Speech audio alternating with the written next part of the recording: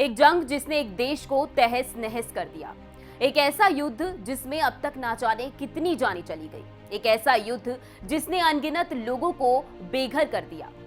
नमस्कार, मैं नेहा कठै। आज हम बात करेंगे रूस यूक्रेन जंग में हुए विध्वंस की। जी हां, पीछे मुड़कर देखा जाए तो सिर्फ तबाही ही देखने को मिलेगी। दो देशों के बीच चल रही इस जंग में नुकसान भी दोनों देशों को उठाना पड़ रहा है और आगे भी उठाना पड़ेगा, क्योंकि युद्ध हमेशा तबाही लेकर आता है। ये एक ऐसा युद्ध है जिसका अंत दुनिया चाहती है। यूक्रेन के राष्ट्रपति ज़ेलेंस्की ने एक बार फिर कहा है कि अगर रूस युद्ध खत्म करने के लिए तैयार है तो वो पुतिन से मुलाकात करना चाहेंगे। युद्ध का अंत जो भी हो, अब तक का मंजर बेहद डरा देने वाला रहा है। रूस के राष्ट्रपति व्लादिमीर पुतिन ने 24 फरवरी को यूक्रेन के खिलाफ जंग का ऐलान किया। 24 फरवरी को रूस ने दक्षिण पश्चिम में अपने पड़ोसी देश यूक्रेन पर आक्रमण कर दिया। राजधानी कीव सहित पूरे यूक्रेन में मिसाइल से हमले शुरू हो गए। कुछ घंटे बाद रूसी जमीनी बलों ने यूक्रेन में घुसपैठ की। इसके बाद यूक्रेनी राष्ट्रपति व्लादिमीर ज़ेलेंस्की ने मार्शल लॉ लागू कर रूस के साथ राजनीतिक संबंध तोड़ दिया। अलग अलग देशों ने इस आक्रमण की जमकर निंदा की।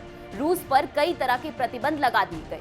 वहीं अब तक की इस जंग में 46 लाख से ज्यादा लोगों ने यूक्रेन छोड़ दिया है। जितने भी लोगों ने यूक्रेन छोड़ा, उनमें से 90% महिलाएं और बच्चे हैं। यूक्रेन के मारियोपोल शहर में रूस और यूक्रेन की सेना में जबरदस्त संघर्ष हुआ। रूसी सेना ने मारियोपोल पर कब्जा करने का दावा किया। कई दिनों तक चले संघर्ष के बाद रूसी सेना ने कीव से वापस लौटने का फैसला किया।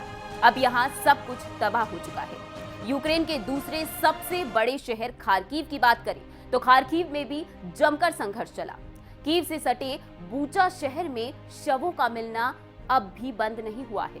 बूचा में अब तक 500 से ज्यादा शव मिल चुके हैं और संघर्ष और सर्च ऑपरेशन अब भी जारी है। बूचा में हुए इस नरसंहार की दुनिया भर में आलोचना की गई। भारत ने में भी बूचा नरसंहार की जमकर निंदा की गई।